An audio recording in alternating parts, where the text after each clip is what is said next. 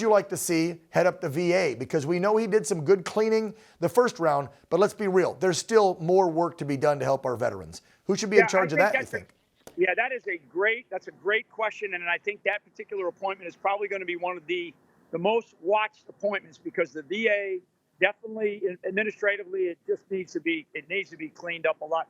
I actually have provided a couple of names, and I'll leave them as is for now. I can't get it out of you. Well, I will tell you, one of them is a was severely wounded Silver Star recipient from Vietnam. Great guy, still got a lot of energy. He's an incredible human being. He's been deeply involved in our country, and he knows a lot about the Veterans Administration, and he knows a lot about what veterans need. And so there are some really good people, not from Washington, D.C. I can tell you that. It's not going to be somebody, yes, please, some political hack who's been hanging around Washington, D.C. Sorry there, folks. We need people that understand what veterans' needs are, and there are many. I mean, the sad tragedy that we're facing right now is we're still looking at, we used to have 22 a day. Those numbers have actually gone up. Oh, they're double. I've heard as high as 40 suicides a day now that we are facing. And we have 60,000 homeless veterans laying on the ground somewhere.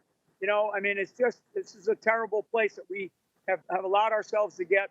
So we need not only a warrior to make sure that the Veterans Administration is doing the right things for those people that need that care, but we also need a person who's running that, the Secretary of the VA, who's running it and who's a massive advocate for veterans all over the place, doing any other thing, right? I mean, not just, how they connect to the Department of Defense, the relationship there, the relationship between the Health and Human Services side.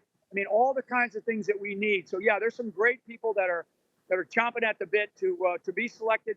Even if they're not, I've been told, and I know this, that these guys have told me, if they're not selected, they will take a sort of a step down position, if you will. Right, a deputy or whatever, sure. SecDef, that's a huge role. Would that be something you would consider, or who are you propping up if you're not considering trying to throw your hat in the ring for SecDef? Because that's a big one out there.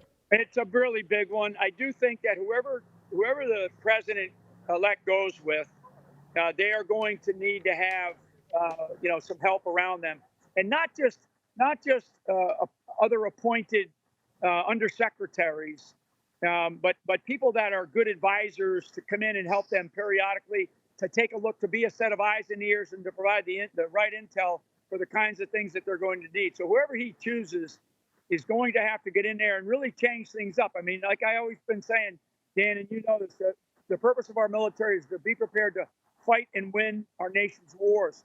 None of this social emotional learning or DEI. The woke, yes. Whoever gets in there is going to have some house cleaning immediately. Well, I hope you're one of those names.